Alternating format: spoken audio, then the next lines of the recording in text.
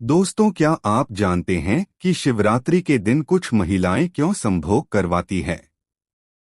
ऐसा क्या राज है जो कुछ औरतें ऐसा करवाती है? आज हम इसी रहस्य के बारे में जानेंगे। मित्रों, शिवरात्रि का नाम सुनते ही मन में मंदिर की घंटियों की गूंज, ओम नमः शिवाय का जाप, बेलपत्र चढ़ाते श्रद्धालु और भोलेनाथ की भक्ति में डूबे भीड़ की छवि उभरती है। लेकिन कुछ लोग इस रात को लेकर एक रहस्यमयी चर्चा भी करते हैं। क्या शिवरात्रि की रात स्त्रियों के लिए कोई विशेष महत्व रखती है? क्या इस रात का कोई रहस्य है जो स्त्रियां करवाती है? अब यह बात सुनकर कुछ लोग चौंक जाते हैं, कुछ लोग सिर हिलाकर रह जाते हैं और कुछ लोग इस पर खुलकर चर्चा करने से कतराते हैं। लेकिन एक ऐसी पौराणिक कथा है जो इस सवाल का जवाब देती है। सीधे भगवान शिव और माता पार्वती के संवाद के माध्यम से। तो चलिए समय की धारा में पीछे चलते हैं और सतयुग की रहस्यमयी रात की ओर बढ़ते हैं, जब माता पार्वती ने खुद भगवान शिव से इस रहस्य से पर्दा उठाने के लिए एक अनोखा प्रश्न किया था। सतयुग का समय था। कैलाश पर्वत की पवित्र चोटियों पर बर्फ की सफेद चादर बिछी थी। चारों ओर गहरी शांति थी। केवल मंद मंद बहती ठंडी हवाएं वातावरण में एक अद्भुत रहस्यमयी कंपन उत्पन्न कर रही थी। चंद्रमा अपनी हल्की दूधिया रोशनी से इस स्थान को और अधिक शांत और अलौकिक बना रहा था। माता पार्वती उस रात गहन ध्यान में बैठी थी। उनका मन अशांत नहीं था, लेकिन एक गहरी जिज्ञासा उनकी आत्मा के भीतर जन्म ले चुकी थी। साक्षात महादेवी की अर्धांगिनी थी, जिन्होंने कठोर तपस्या कर शिव को पति रूप में प्राप्त किया था। लेकिन एक प्रश्न था जो सदियों से अनुत्तरित था। क्या स्त्री और पुरुष का मिलन केवल संतान उत्पत्ति के लिए होता है, या इसमें कोई आध्यात्मिक रहस्य छिपा है? माता पार्वती को यह प्रश्न केवल एक पत्नी के रूप में नहीं बल्कि एक साधिका के रूप में भी उद्वेलित कर रहा था। उन्होंने अपने चारों ओर नजर घुमाई। कैलाश पर्वत की गहराइयों में अनेक साधक समाधिस्थ थे जो मोक्ष की प्राप्ति के लिए शिव की उपासना कर रहे थे। लेकिन इस प्रश्न का उत्तर कोई साधक नहीं बल्कि स्वयं महादेव ही दे सकते थे। उन्होंने अपने मन की बात शिव से पूछने का निश्चय किया। वह धीरे धीरे महादेव के पास पहुंची। शिव अपनी गहरी ध्यान अवस्था में थे। उनके चारों ओर दिव्य आभा थी। शरीर पर भस्म की धूल, गले में नाग और जटाओं में बहती गंगा की धारा। उनकी तीसरी आंख हल्की स्पंदित हो रही थी, मानो किसी अनंत रहस्य की पूजा उनके भीतर प्रवाहित हो रही हो। माता पार्वती ने उनके पास बैठकर कोमल स्वर में कहा, प्रभु, मैं आपसे एक प्रश्न पूछना चाहती हूँ। शिव ने अपनी तीसरी आंख आदि खोली और मुस्कुराए। वे जानते थे कि यह कोई साधारण प्रश्न नहीं होगा। उन्होंने गंभीरता से कहा, पूछो देवी, तुम्हारी जिज्ञासा क्या है? माता पार्वती ने संकोच के साथ अपनी बात रखी। प्रभु, संसार में स्त्री और पुरुष के मिलन को केवल सांसारिक सुख या संतान उत्पत्ति से जोड़ा जाता है।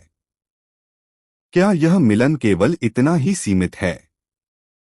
क्या इसमें कोई आध्यात्मिक रहस्य छिपा है, या फिर यह केवल एक लौकिक प्रक्रिया है जिसे संसार के संतुलन के लिए बनाया गया है?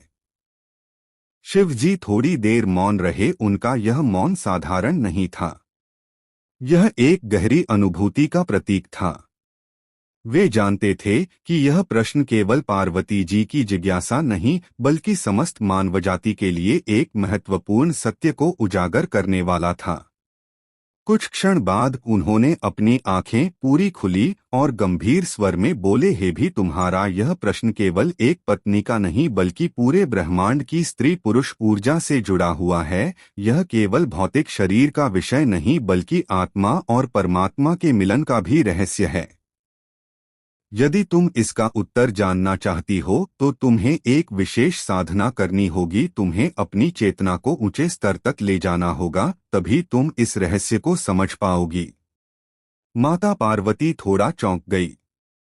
वे तो केवल एक प्रश्न का उत्तर चाहती थी, लेकिन शिव जी ने उन्हें साधना करने को कहा। उन्होंने मन ही मन सोचा, क्या यह रहस्य इतना गूढ़ है कि इसे केवल शब्दों में नहीं समझाया जा सकता। लेकिन वे शिव जी की लीला और उनके ज्ञान पर पूर्ण विश्वास रखती थी। उन्होंने बिना किसी संदेह के कहा, प्रभु मैं तैयार हूं, मुझे बताइए कि मुझे क्या करना होगा। शिवजी ने गंभीरता से कहा, आज की रात्रि अत्यंत विशेष है।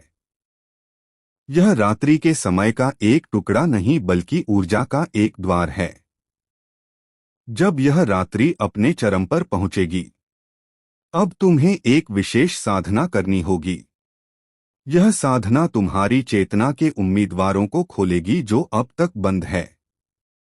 यदि तुम इस साधना को सही प्रकार से कर पाई तो तुम्हें उस रहस्य का अनुभव होगा जिसे शब्दों में व्यक्त नहीं किया जा सकता।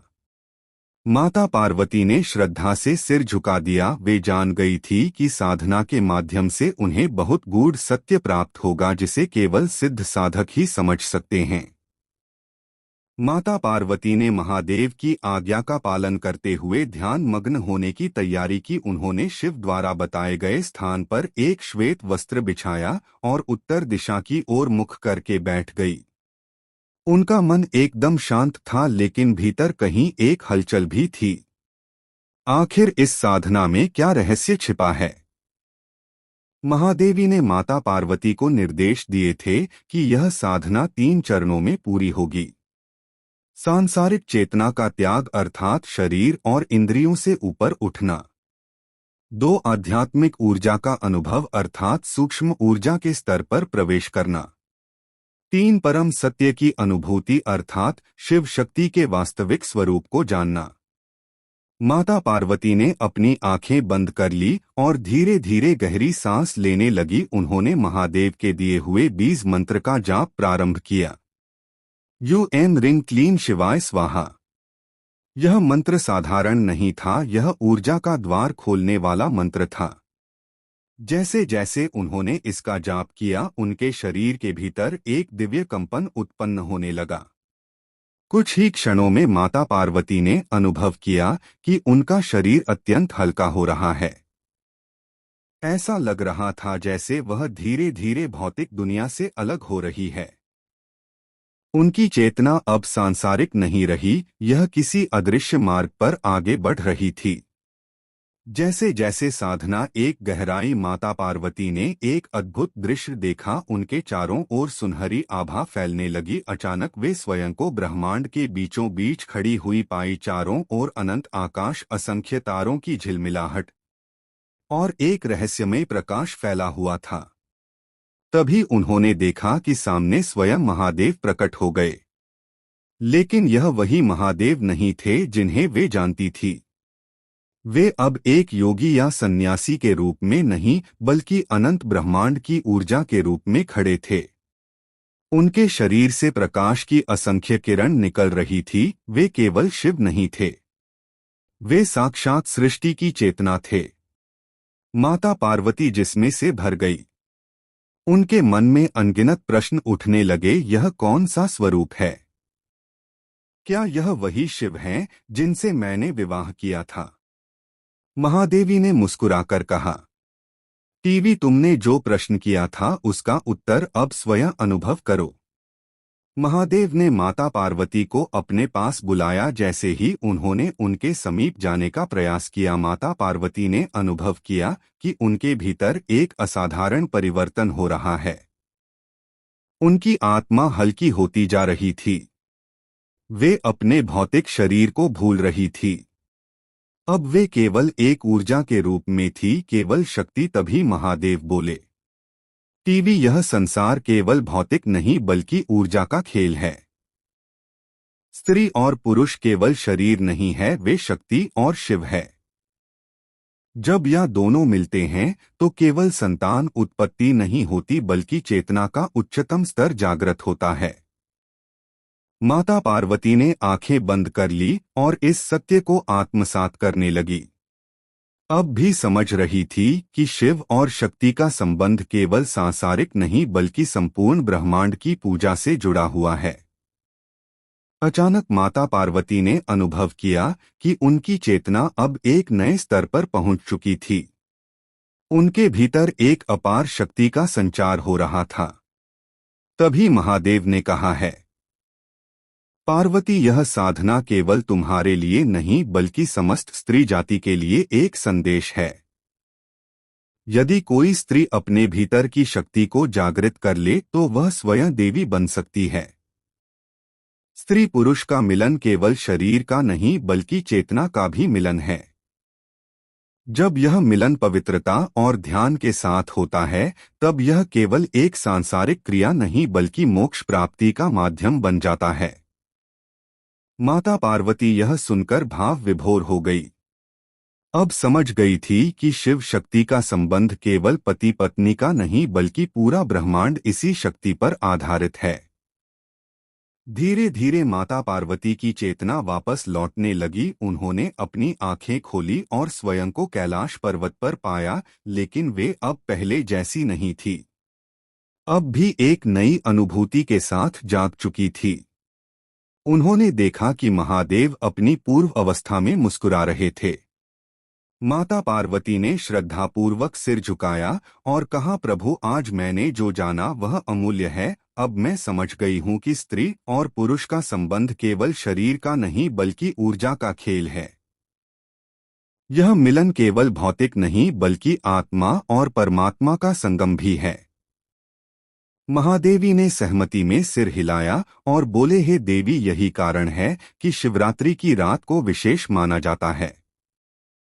इस रात को साधना करने से वह शक्ति जागृत होती है जो सामान्य रूप से सुप्त रहती है। इस रात को शिव और शक्ति का मिलन केवल एक कथा नहीं बल्कि एक दिव्य सत्य है। लेकिन माता पार्वती के भीतर एक और गहरी जिज्ञासा जान जा चुकी थी। उन्होंने महाद्वीप की ओर देखा और धीरे से कहा, प्रभु, आपने मुझे बहुत बड़ा ज्ञान दिया, लेकिन मैं अभी यह समझ नहीं पा रही कि शिवरात्रि की रात को इतना विशेष क्यों माना जाता है। क्यों इस रात को साधना और ध्यान करने से पूजा जागृत होती है? और क्या यह सत्य है कि इस रात स्त्री पुरुष का मिलन केवल सांसारिक नहीं बल्कि आध्यात्मिक भी होता है? महादेव ने गहरी मुस्कान के साथ पार्वती जी की ओर देखा और बोले, भी यह तुम्हारा अंतिम प्रश्न है और इस प्रश्न का उत्तर जानने के बाद तुम्हें किसी अन्य प्रश्न की आवश्यकता नहीं होगी। यह वह रहस्य है जिसे केवल कुछ ही लोग समझ पाते हैं, क्योंकि इसे जानने के लिए आत्मा की पूर्ण जागृति आवश्यक है। महादेवी ने माता पार्वती को पास बुलाया और अपनी तीसरी आंख की शक्ति से उन्हें एक दिव्य दृष्टि प्रदान की। अचानक माता पार्वती ने अनुभव किया कि वे अब कैलाश पर्वत पर नहीं थी बल्कि वे अनंत ब्रह्मांड में प्रवेश कर चुकी थी। चारों ओर एक दिव्य प्रकाश फैला हुआ था। वहां कोई सीमा नहीं थी, कोई दिशाएं नहीं थी और कोई समय का बंधन भी नहीं था। शून्य था, लेकिन फिर भी इसमें संपूर्ण सृष्टि समाई हुई थी। तभी माता पार्वती ने देखा कि इस ब्रह्मांड के बीचों बीच एक रहस्यमय ऊर्जा प्रवाहित हो रही थी। यह ऊर्जा दो भागों में विभाजित थी। एक भाग शिव की तरह शांति और ध्यान से भरा था और दूसरा भाग शक्ति की तरह गतिशील और ऊर्जा से परिपूर्ण था।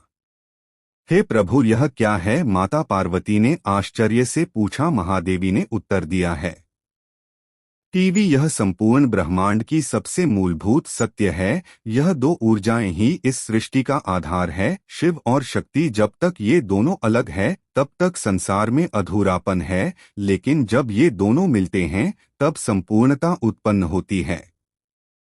माता पार्वती ने ध्यान से सुना। महादेव ने आगे कहा, शिवरात्रि की रात को यह ब्रह्मांडीय ऊर्जा अपने चरम पर होती है। यह वह रात्रि है जब शिव और शक्ति का मिलन सबसे शक्तिशाली रूप से होता है। इस रात यदि कोई व्यक्ति ध्यान करता है तो उसकी चेतना सीधे इस ऊर्जा से जुड़ सकती है, और यदि कोई स्त्री पुरुष प्रेम और पूर्णता के साथ एक दूसरे से मिलते हैं तो वे केवल शरीर का ही नहीं बल्कि आत्मा का भी संगम कर सकते हैं। माता पार्वती अब इस ज्ञान को धीरे धीरे समझने लगी थी। महादेव ने आगे कहा, देवी। संसार में अधिकांश लोग प्रेम और मिलन को केवल एक सांसारिक क्रिया समझते हैं, लेकिन वे नहीं जानते कि यदि इसे आध्यात्मिक साधना के रूप में किया जाए तो यह व्यक्ति को मोक्ष तक पहुंचा सकता है। अब माता पार्वती के मन में एक और प्रश्न उठा, प्रभु, लेकिन यह साधना कैसे की जाती है? क्या इसका कोई विशेष तरीका है? महादेवी ने उत्तर दिया है, भी इस साधना को करने के लिए 3 आवश्यक तत्व होते हैं। प्रेम, ध्यान और ऊर्जा का संतुलन। यदि कोई व्यक्ति शिवरात्रि की रात इन 3 तत्वों को साध ली तो वह केवल एक साधारण मानव नहीं रहेगा, बल्कि स्वयं शिव शक्ति का रूप बन जाएगा। अब माता पार्वती को यह पूरी तरह समझ में आ चुका था कि शिवरात्रि की रात केवल व्रत और पूजा की रात नहीं है। यह वह रात है जब एक ब्रह्मांडीय ऊर्जा सबसे शक्तिशाली होती है। 2, ध्यान और साधना करने से व्यक्ति की चेतना जागृत होती है। 3, यदि स्त्री पुरुष प्रेम के उच्चतम स्तर पर पहुंचते हैं तो वे केवल शरीर से नहीं बल्कि आत्मा से भी जुड़ सकते हैं। महादेव शिव ने माता पार्वती को अंतिम ज्ञान देते हुए कहा, देवी, यह संसार केवल भौतिक नहीं बल्कि ऊर्जा का खेल है। यदि कोई व्यक्ति अपने प्रेम में आध्यात्मिकता को जोड़ ले तो उसका मिलन केवल एक सांसारिक सुख नहीं बल्कि एक ध्यान की अवस्था बन सकता है। यही कारण है कि तांत्रिक ग्रंथों में कहा गया है कि शिवरात्रि की रात को यदि ध्यानपूर्वक साधना की जाए तो व्यक्ति अपने उच्चतम आत्मिक स्तर तक पहुंच सकता है। अब माता पार्वती को शिवरात्रि का अंतिम और परम रहस्य समझ में आ चुका था। उन्होंने महादेव के चरणों में प्रणाम किया और कहा, प्रभु, अब मैं समझ गई कि शिवरात्रि की रात केवल एक वृद्ध की रात नहीं है। यह ब्रह्मांडीय मिलन की रात है। यही वह रात है जब शिव और शक्ति एक होते हैं, और यही वह रात है जब संसार के प्रत्येक स्त्री पुरुष को यह अवसर मिलता है कि वे भी इस दिव्य ऊर्जा को महसूस कर सकें। अब माता पार्वती पूरी तरह जागृत हो चुकी थी। उन्होंने समझ लिया था कि शिवरात्रि केवल एक धार्मिक आयोजन नहीं बल्कि एक वैज्ञानिक और आध्यात्मिक प्रक्रिया भी है। महादेवी ने उन्हें प्रेमपूर्वक देखा और बोले, देवी, अब तुम्हें संसार को यह रहस्य बताना होगा ताकि हर व्यक्ति अपने भीतर की शक्ति को जागृत कर सके। यही शिवरात्रि का वास्तविक उद्देश्य है। माता पार्वती ने श्रद्धा से सिर झुकाया और शिवरात्रि की इस अलौकिक रात का रहस्य समझ लिया। इसलिए जब भी शिवरात्रि की रात आए तो केवल हर हर महादेव का जयकारा ही नहीं लगाएं बल्कि ध्यान करें, साधना करें और इस ब्रह्मांडीय ऊर्जा को स्वयं अनुभव करें। दोस्तों, इस कहानी से हमें यह सीख मिलती है कि नंबर 1, प्रेम और ऊर्जा का सही संतुलन ही सच्ची शक्ति है। शिव और शक्ति का मिलन यह दर्शाता है कि स्त्री और पुरुष केवल एक दूसरे के पूरक नहीं बल्कि समान और दिव्य शक्तियां हैं। जब दोनों प्रेम, सम्मान और आध्यात्मिकता के साथ जुड़ते हैं तो वे केवल सांसारिक सुख ही नहीं बल्कि आत्मिक उन्नति भी प्राप्त कर सकते हैं। नंबर 2, संबंधों में आध्यात्मिकता जोड़े, केवल भौतिकता नहीं। शिव और पार्वती का संबंध केवल सांसारिक प्रेम तक सीमित नहीं था बल्कि वे एक दूसरे के आत्मिक पथ प्रदर्शक भी थे। यदि हम अपने रिश्तों में गहराई, समाज और आध्यात्मिक दृष्टिकोण हैं तो वे और भी मजबूत और सार्थक बन सकते हैं। नंबर 3, शिवरात्रि की रात को केवल जागरण का पर्व न समझें बल्कि यह आत्म जागरण की रात है। इस दिन केवल पूजा अर्चना करने के बजाय अपने भीतर झांके ध्यान करें, अपनी ऊर्जा को जागृत करें और अपने सच्चे स्वरूप को पहचानें। यही शिवरात्रि का वास्तविक उद्देश्य है। यदि जीवन में सच्चा आनंद चाहते हो तो शिव की तरह शांत और शक्ति की तरह जागृत बनो। जब दोनों का मेल होगा तभी जीवन पूर्ण होगा। दोस्तों, आज की यह शिवरात्रि की कहानी आपको पसंद आई हो तो इस कहानी को एक लाइक और चैनल को सब्सक्राइब जरूर करें।